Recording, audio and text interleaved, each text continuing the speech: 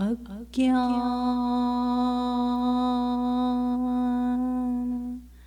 तिमिरान्धस्य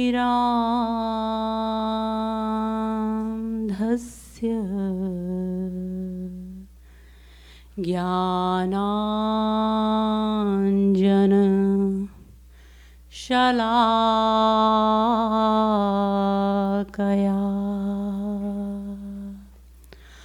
चक्षुरुन्मीलितं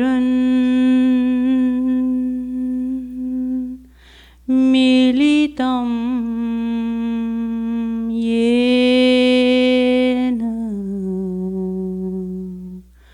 तस्मै श्री गुरवे नमः। चेतो दर्पण मार्जनं भवमहा दावाग्नि निर्वापनम्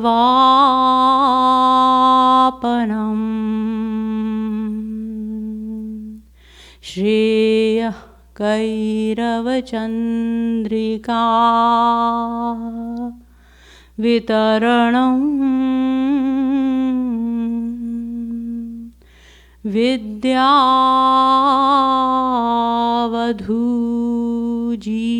विद्यावधूजीवनम् आनन्दाम्बुधिवर्धनं प्रतिपदं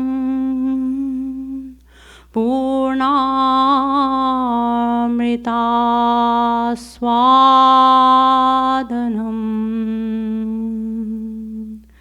सर्वात्मस्नपनं परं विजयते श्री कृष्ण संकीर्तनम्।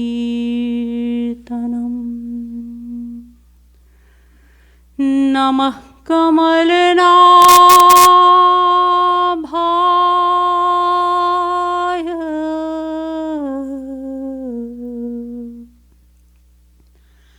नमः कमलमालिने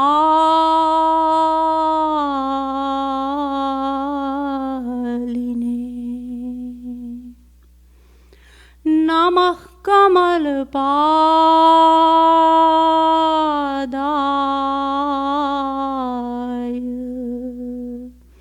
नमस्ते कमलेक्षण यो ब्रह्माणं विदधाति पूर्वं यो वै वेदांश्च प्रहिणोति तस्मै तद्ब्रह्म देवमात्मबुद्धिप्रकाशं मुमुक्षुर्वै शरणमहं प्रपद्ये।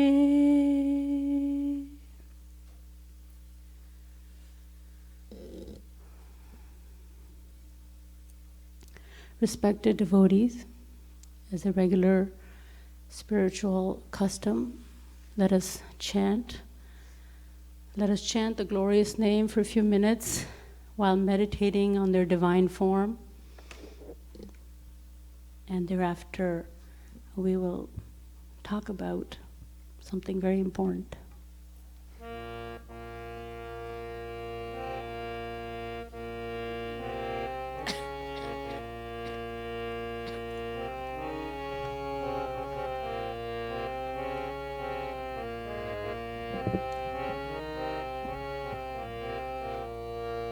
Shri Krishna Govind Hare Murare He Nath Narayan Vasudeva. Shri Krishna Govind Hare Murare He Nath Narayan Vasudeva. Shri Krishna Govind Hare Murare He Nath Narayan Vasudeva. Shri Krishna Govind Hare मुरारे, हे नाथ नारायण वासुदेवा। श्री कृष्ण गोविंद हरे मुरारे, हे नाथ नारायण वासुदेवा। श्री कृष्ण गोविंद हरे मुरारे, हे नाथ नारायण वासुदेवा। श्री कृष्ण गोविंद हरे मुरारे, हे नाथ नारायण वासुदेवा। श्री कृष्ण गोविंद हरे मुरारे, हे नाथ नारायण वासुदेवा।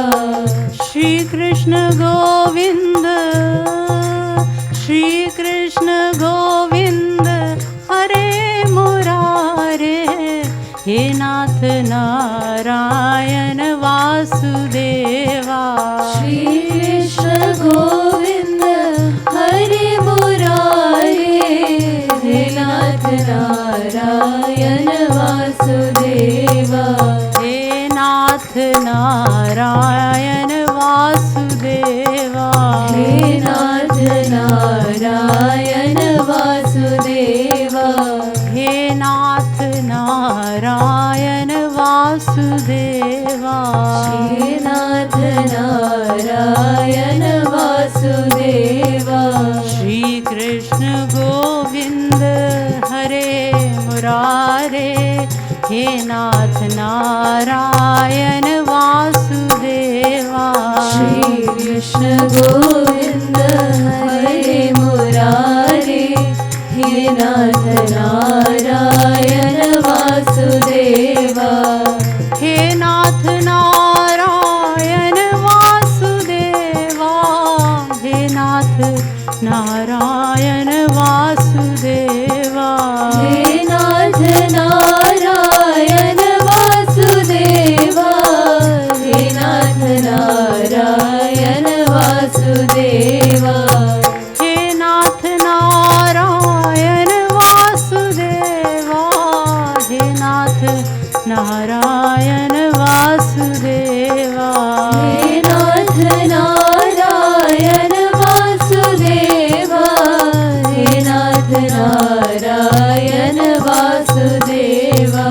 हरे राम राम राम हरे हरे, हरे कृष्णा कृष्णा कृष्णा हरे हरे। हरे राम राम राम हरे हरे, हरे कृष्ण कृष्ण कृष्ण हरे हरे। ओ हरे राम राम राम हरे हरे, हरे कृष्णा कृष्णा कृष्णा हरे हरे। हरे राम राम राम हरे हरे, हरे कृष्ण कृष्ण कृष्ण हरे हरे। हरे राम राम राम हरे हरे, हरे कृष्णा कृष्णा कृष्णा हरे हरे। हरे राम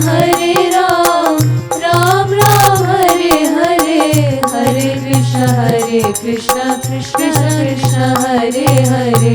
हरे राम राम राम हरे हरे, हरे कृष्णा कृष्णा कृष्णा हरे हरे। हरे राम राम राम हरे हरे, हरे कृष्ण कृष्ण कृष्ण हरे हरे। श्री कृष्ण गोविंद हरे मुरारे, हे नाथ नारायण वासुदेवा।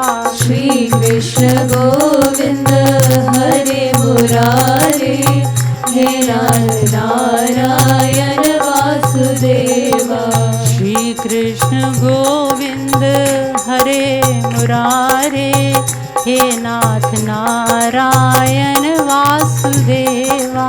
श्री कृष्ण गोविंद हरे मुरारे, हे नाथ Narayan Vasudeva.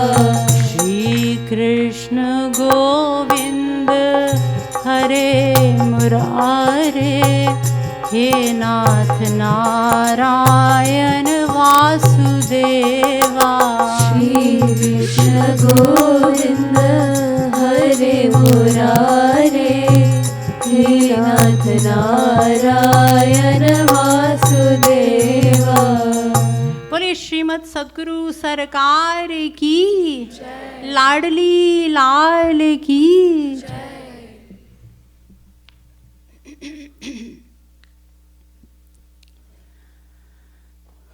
The topic of discussion for today is the mind, the detachment of the mind. All saints from past to present, and all Vedic scriptures, as well as all other religious scriptures, have highlighted the mind. They have referred to the mind in the process of self-surrender to the Supreme. The reason being, without surrendering to Him, we cannot attain His divine grace, and without His grace, it is impossible for us to fulfill our ultimate dream of attaining supreme happiness, divine bliss, that which is eternal, everlasting, ever existing, ever increasing, and of the unlimited quantity.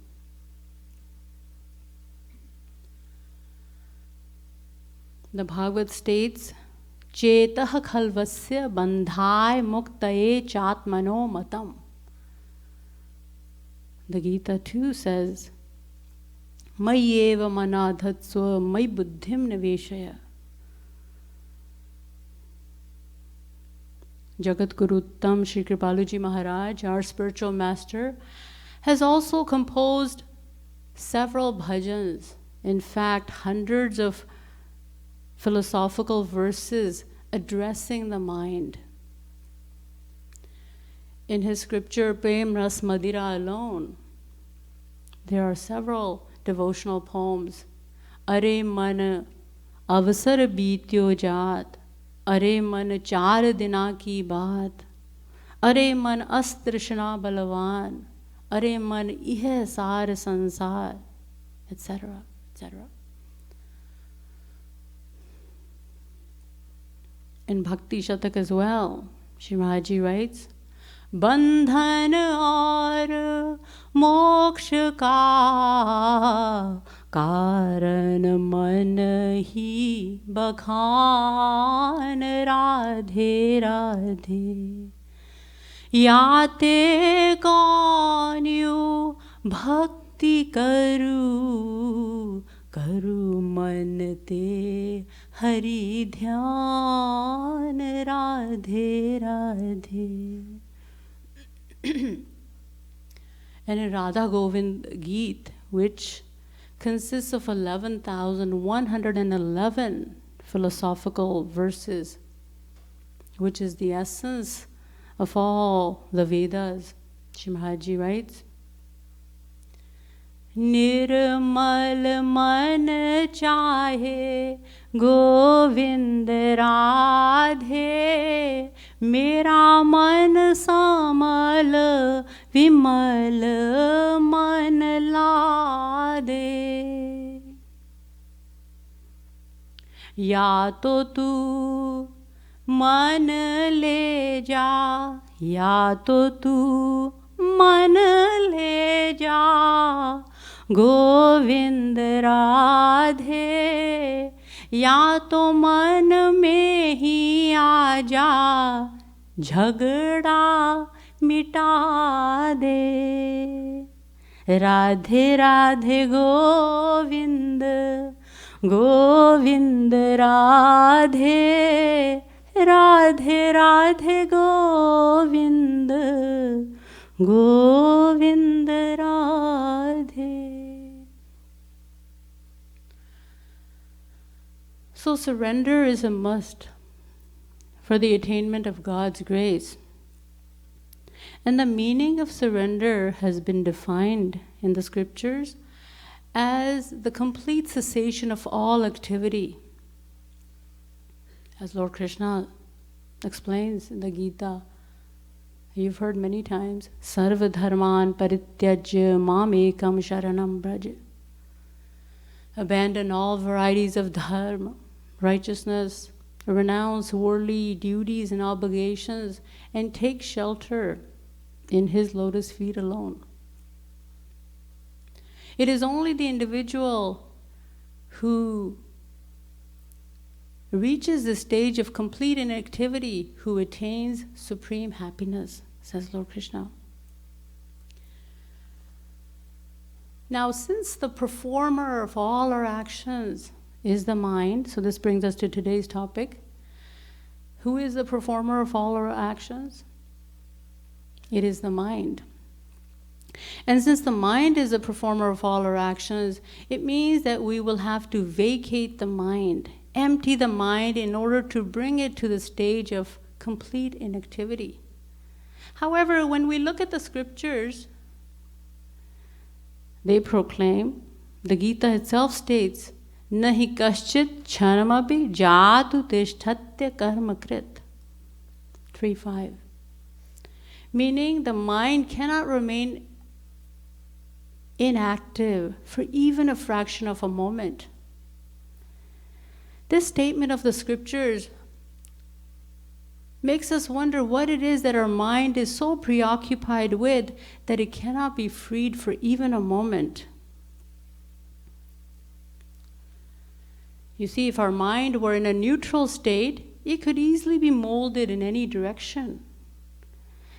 But the problem is that our mind is already attached somewhere so firmly that it is almost impossible to change its direction. Our mind has been attached strongly to the material world. Why? Because it is a firm decision of our mind that the happiness we have been seeking since eternity will definitely be attained by us one day in the material world. Therefore,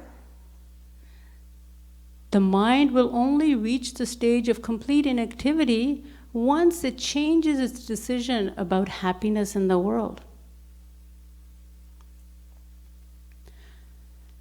Besides being attached to the world, another problem with the mind is that it is fickle. As Arjuna complains to Lord Krishna, Chanchalam hi manah Krishna pramathi balavadridham tasyaham nigraham manye vayoriva sudushkaram. 634. He says, Oh, Krishna, you ask me to control the mind, but tell me how this most inconsistent, most restless mind be made tranquil? How can it be made calm? It is so fickle that it travels from the lowermost regions to the sky within no time.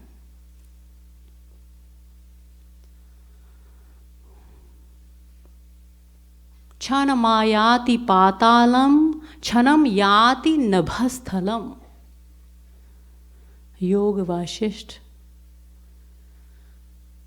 Several eminent philosophers have attempted to solve the mystery of the mind and have come up with various theories. Let us begin with Charvak Brihaspati. Charvak Brihaspati illustrates his views as follows. He says that we cannot control the mind at all. Therefore, it is a practice in futility. It is useless to make any effort to do so. He says that, according to him, we should not bind our freedom-loving mind with ideals or obligations. According to him, we do not need to control the mind in order to attain our goal of happiness. His philosophy is fulfill all desires that enter the mind. Eat, drink, and be merry. This is the route to happiness. For instance, if Charvak were here, suppose you had a desire to eat ice cream at this very moment. If Charvak were here, he would tell you to make it a point of eating ice cream right now. Then he would ask you if that ice cream gave you any pleasure. Yes, of course, it did. Then he would say, this just goes to prove my point, that you can achieve happiness by fulfilling all your desires. He even goes to the extent of saying, Yavad jivet sukham jivet rinam kritva ghritam pivet bhasmi bhutasya dehasya punaragamanam kutaha. Generally speaking, it means beg, borrow, and steal. Do whatever you must in order to live and enjoy life to the fullest, for no one knows what will happen after death. In other words, if you do not have the means to acquire something that you want, to acquire the desired object, according to Charvak, beg or borrow money from somewhere. You are only to worry about yourself. The world is full of distress and misery. It is not your duty to look after everyone else. Everyone must look after himself and himself alone. However, this philosophy of Charvak goes directly against the philosophies of other philosophers who dismiss Charvak as being selfish and narrow-minded, and rightfully so. For instance, Jean-Adrien Helvétiez, an eminent French philosopher, says that it is wrong to consider the self only. He says that we should also take into consideration the interest of others. Hobbes, another Western philosopher, also stands firm on this principle. And their philosophy was to gain immense popularity in the world at the time. But when the question was asked as to what should be done when self-interest clashes with altruism, altruism, as you know, is the practice of selfless concern for the well-being of others. So when this question was asked, they content themselves, they remain silent and content themselves by saying that when personal good clashes with universal good, then personal good, self-interest, should be given more importance. Thereafter, Joseph Butler, another philosopher, an English philosopher, appeared with his views. So far we have Charvak, who promotes self-interest only. Then we have Hobbes and Helvétiez, who say that universal interest should be given equal importance. But Butler goes even one step ahead. He says that self-interest should not be given any importance at all. According to him, altruism, unselfish concern for others, is the best principle to abide by. So now we have three differing theories. First, there is Charvak, who says, as an example, that if you see a man starving, do not get upset. You are only to look out for yourself. Then there are Hobbes and Helvétiez, who are more moderate in their views. They do not sanction this total boycott, this total denial of helping others as propagated by Charvak. No. They would say that if you have 4 pieces of bread, you should give the starving man at least 2 pieces. But Butler, as I said before, goes even one step further. he would advise us to give all 4 pieces to the poor man. But Jagadguru Dham Shri Kripaluji Maharaj, the 5th original Jagadguru of this age, of this yuga, according to him, there's not much difference between these 3 above-mentioned theories or philosophies. Why? Because all of them are only concerned with the physical good, the material good of the individual. Although they are concerned with altruism, the principle of taking into consideration the well-being and the happiness of others, but nevertheless, he says, they are totally unaware of the true meaning, the precise meaning and the depth of this principle. The Sanskrit word for altruism is pararth, or paraschasau atma, which means, par means the soul, and pararth means the benefit of the soul. But all these 3 aforementioned theories are only concerned with the benefit of the body, with the happiness, with the pleasure of the body, the senses.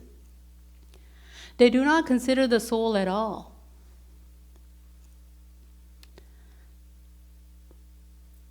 Even now in the world, we see that an increase of physical comforts and luxuries only results in the increase of anxiety, restlessness, and craving. An increase in longing and hankering for more material objects, for sense gratification, even more. Thereafter, another philosopher, an American philosopher, appeared with his views, an eminent philosopher and a distinguished psychologist of his time, William James. He reflected on this very fact and came up with the following formula. He said, less craving, less suffering, more craving, more suffering. According to him, we should minimize our longing for material objects. However, even he falls short of the mark, of the target, in that he only talks about the cause of sorrow and suffering, and not about the way to lessen them. In other words, he suggests lessening our desires, lessening our cravings for material objects, but he does not say anything about how to go about lessening them. So he does suggest that we should lessen our desires since they are the root cause of our suffering.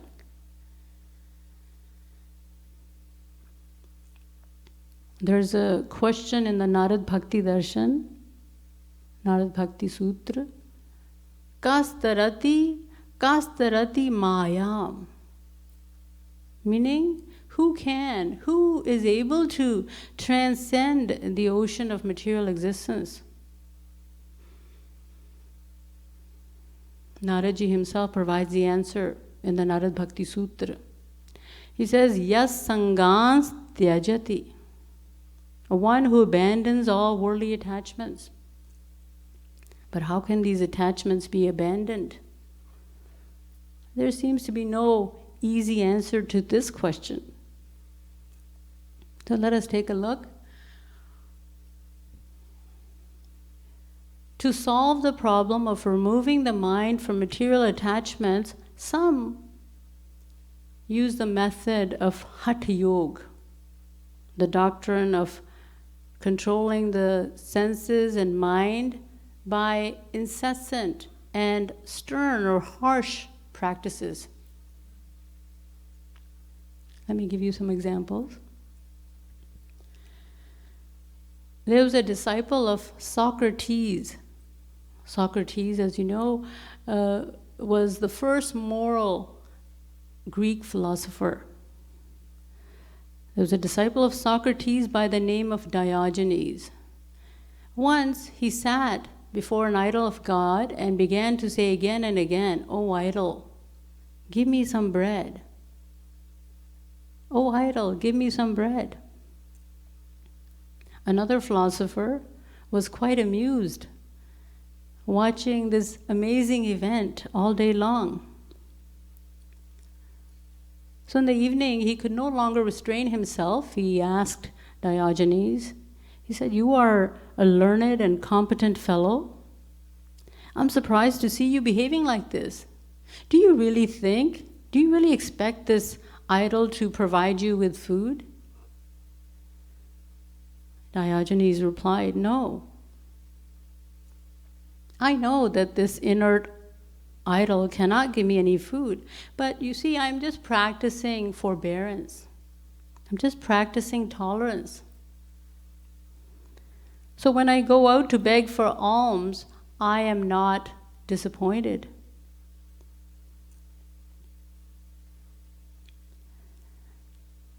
Of course, forbearance is also one of the virtues that a devotee does develop automatically through the practice of devotion.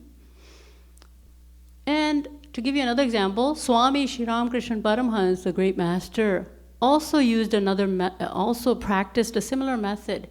He used to take a lump of clay in one hand and a coin, a rupee, in the other, repeating continuously, "Taka Mati, Taka Mati, Taka Mati." Taka means rupee or money, and Mati means dirt or dust.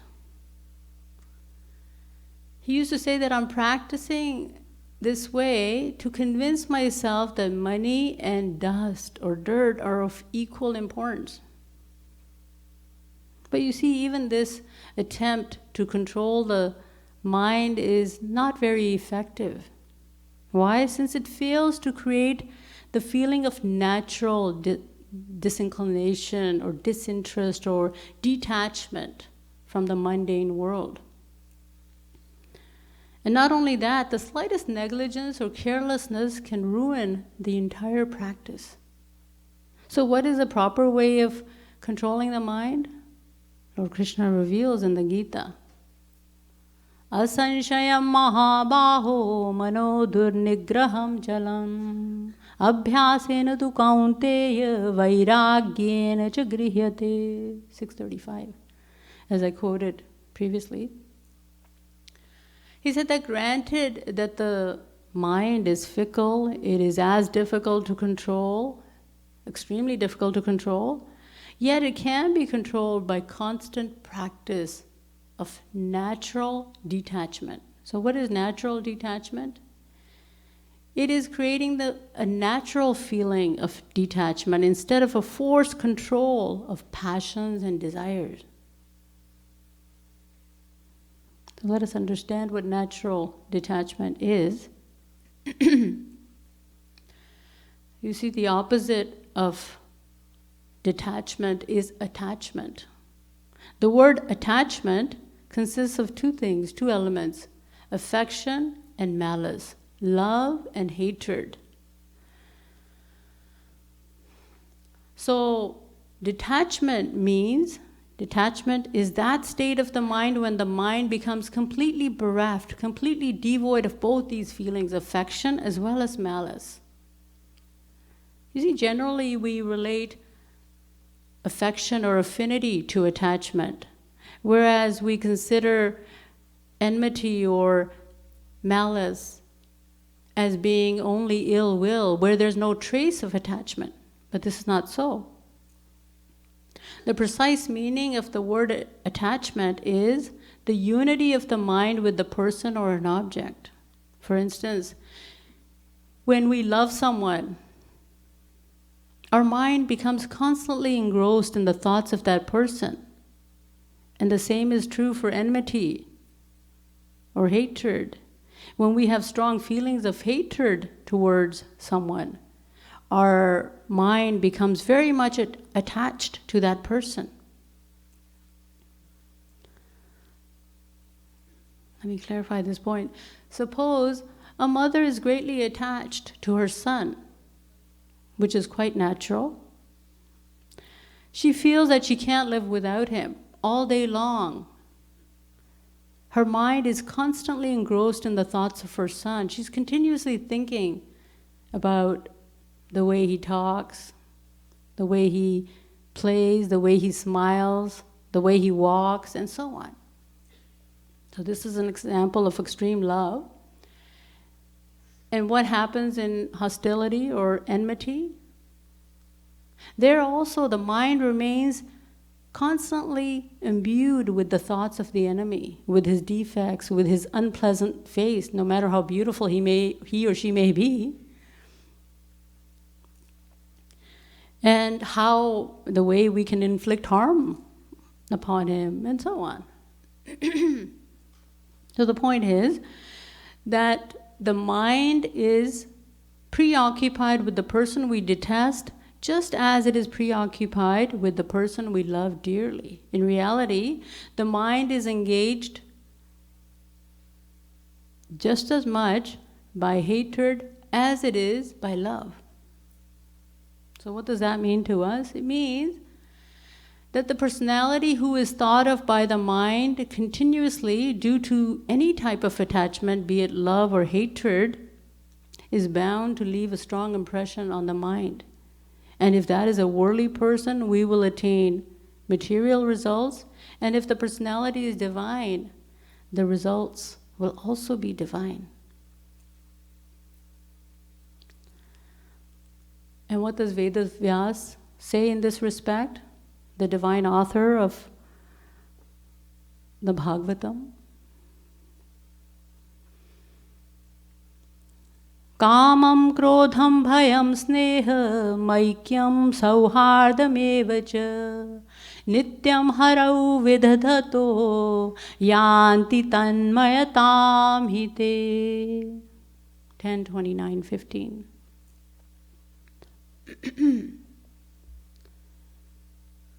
He says it matters not whether you are attached to the Supreme Personality with feelings of love and devotion or with the feelings of anger, fear, or passion.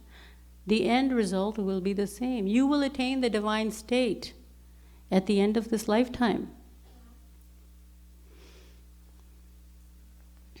On the other hand, if you are attached to the world with any kind of feeling, the result will be the attainment of the world and the world alone. And this attachment will only result in sorrow and suffering.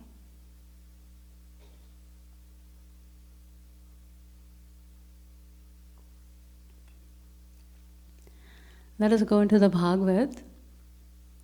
We read in the Bhagavad, the gopis, the maidens of Braj, were the highest devotees of Lord Krishna. The condition of their heart was such that it was infused with the love for Shri Krishna, which is beautifully described by Veda Vyas. Yadohane vahanane mathano pale pap Prenkhen khanar bharudito ksanamarjanadau gayanti chaina manurakta dhiyo shrukantyo dhanya brajastriya urukramachit Dayana. 10th canto, 44th chapter, 15th verse. Meaning that the heart of the gopis always remained saturated with exclusive love for Lord Krishna. Their mind was constantly thinking of Shri Krishna all day long.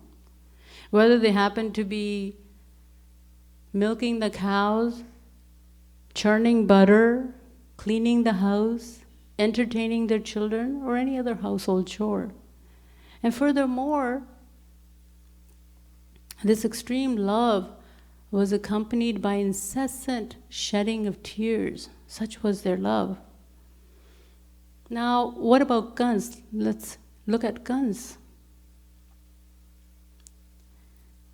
who was the opposite in his relationship with Lord Krishna, that is. Kans, who was Lord Krishna's uncle as well as his greatest enemy. His only motive was to kill Shri Krishna at any cost and in any way possible. And look at the stage, look at the condition he reached due to his extreme animosity with Lord Krishna, toward Lord Krishna. The Bhagavad explains how his mind was so filled with anxiety that he could not think of anything else except for Shri Krishna. He used to throw away his food, for he saw Shri Krishna in each and every particle of the food and even the water he was served. So extreme was his preoccupation, extreme was the preoccupation of his mind with Shri Krishna, that he would even tear off his clothing, and thereafter even his own flesh, for he saw Shri Krishna in each and every pore of his body. And as a result of this extreme preoccupation with Shri Krishna, Kans achieved the same stage of devotion as the gopis. His mind, like the gopis, was ever united with Shri Krishna. Consequently, he achieved the divine abode of Lord Krishna, as did the gopis. So the point is, attachment to a divine personality with any kind of feeling, be it love or hatred, is desirable, according to the scriptures. Whereas attachment to a worldly person in any condition is deplorable, is regrettable. We have the perfect example of Jad Bharat. Jad Bharat was a great jnani, a paramhans, such an esteemed scholar that he had crossed 6 ladders. He had crossed the 6 ladders on the path of Gyan Yoga, 6 ladders of knowledge. He had but just one more ladder to cross before attaining complete liberation. But before crossing that last, the 7th and the last ladder, unfortunately, Jad Bharat came across a young deer, a fawn, in the forest, who was deprived of his milk and his mother's love, his mother's milk and love. His heart was filled with compassion. So he carried the young deer to his ashram, and there he started looking after him day and night. Eventually he became so attached to the young animal that he could think of nothing else. So at the time of death, his mind was completely preoccupied with thoughts of the deer. And this very attachment became the cause of his ruin, because he was then, thereafter, obliged to take birth as a deer in his next life. So from this, it can be concluded, the point is that we must, the saints and scriptures suggest that we must be neutral, we must become neutral towards the world. Kabira khada bazaar mein, sabki mange khair, na kahu so dostati, na kahu so bair. In other words, in the marketplace, you see many people come and go. But you are not attached to but you are indifferent, you remain indifferent because of the absence of attachment, due to the absence of attachment. But on the other hand, if you happen to see a friend or a relative, you take notice and are happy to see them. And similarly, if you happen to see someone you detest strongly, you also take notice and start abusing them secretly, internally. It should be clear by now that the point is that detachment means the complete absence of affinity as well as malice. There's one more thing for complete detachment, and that is the absence of the awareness of detachment, the awareness of renunciation. There's a wonderful story that is told in the scriptures to clarify this point. There was once this king who was suddenly taken up with the thoughts of renouncing everything. Consequently, he approached a saint and requested him to accept him as a disciple. But the saint merely said, "Go away. First renounce the world, then come to me." The king pondered over these words of the saint. After much thought and consideration, he came to the realization that he had forgotten to take off his kingly garments, his kingly robe, before asking for initiation into the life of an ascetic. So he at once took off his royal robes and went to the saint, wearing only a strip of cloth around his waist. But the saint again sent him away, repeating what he had said earlier. "Go away. Renounce the world, then come to me." The king again thought about these words of the saint, and discarding even that piece of cloth around his waist, came before the saint, saying, "Please accept my humblest apology.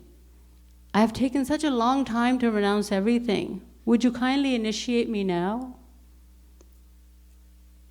But to his great surprise, the saint again scolded him and told him not to return without having renounced everything. Now the king was completely disheartened. He began to think that there was no use for this body of mine, which is not being accepted by my honorable guru. Thinking in this way, he gave up eating and drinking and sat under a tree in meditation on God and Guru.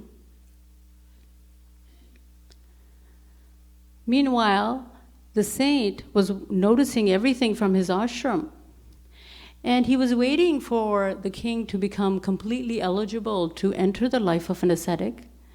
Not seeing the king for a number of days, the saint himself went to search the king. On the 7th day, he called out to him.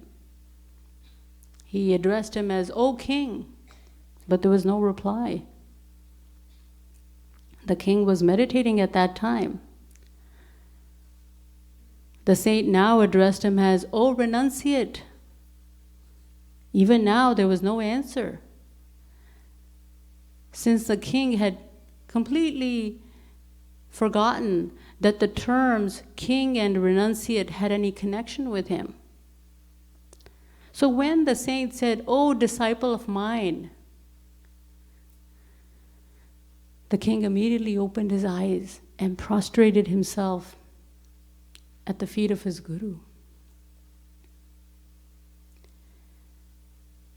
He had now become eligible to become a disciple.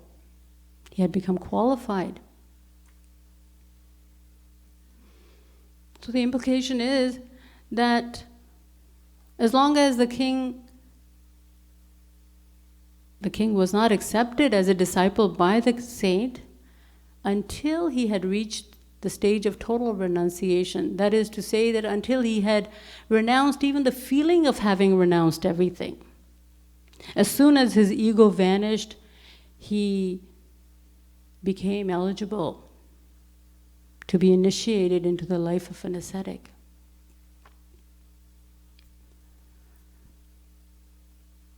So you understand, once again, detachment means, number one, the absence of affinity, number two, the absence of malice, and number three, the absence of pride of detachment. When there is no feeling of affection or repulsion within us, our mind will automatically become detached. Now it can easily be molded towards God.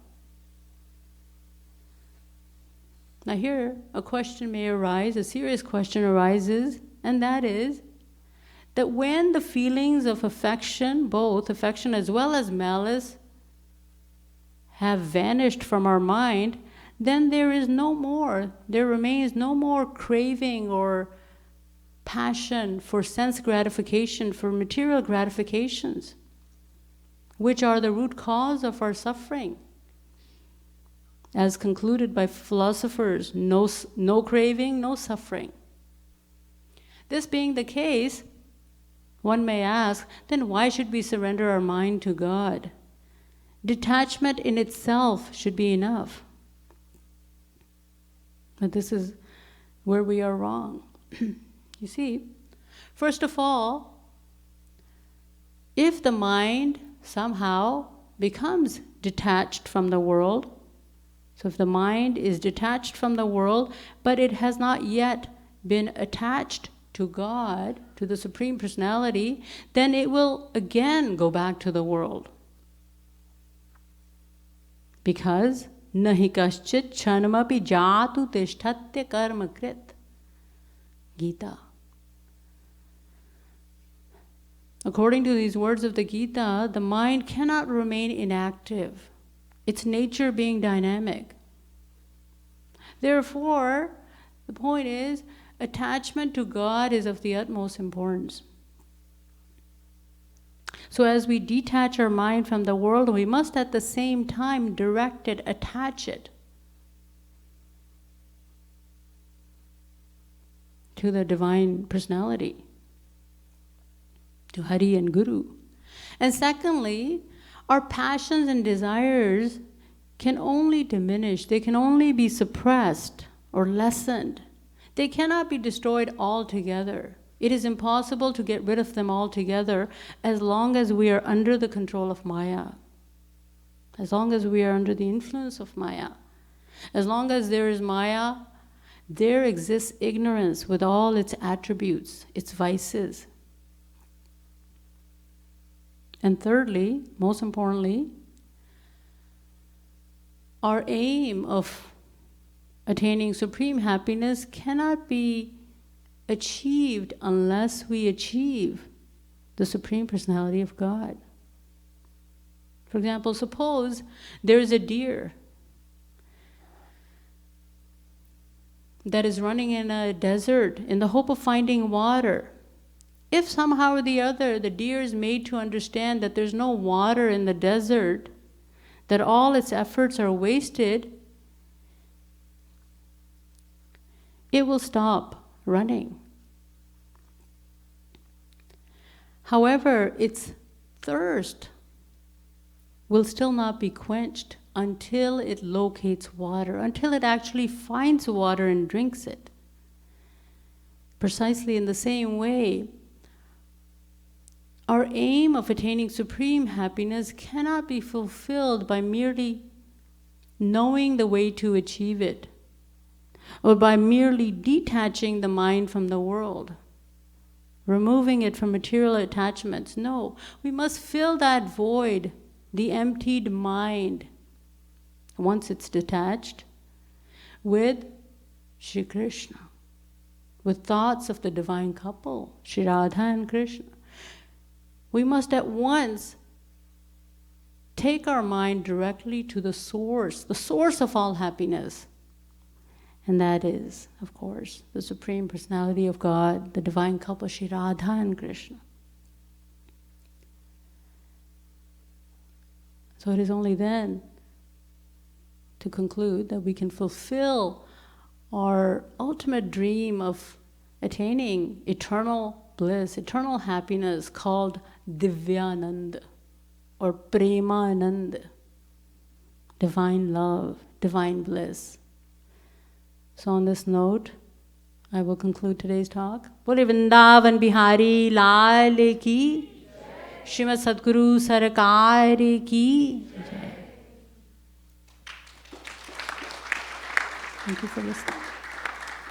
We have a few minutes, so we will chant.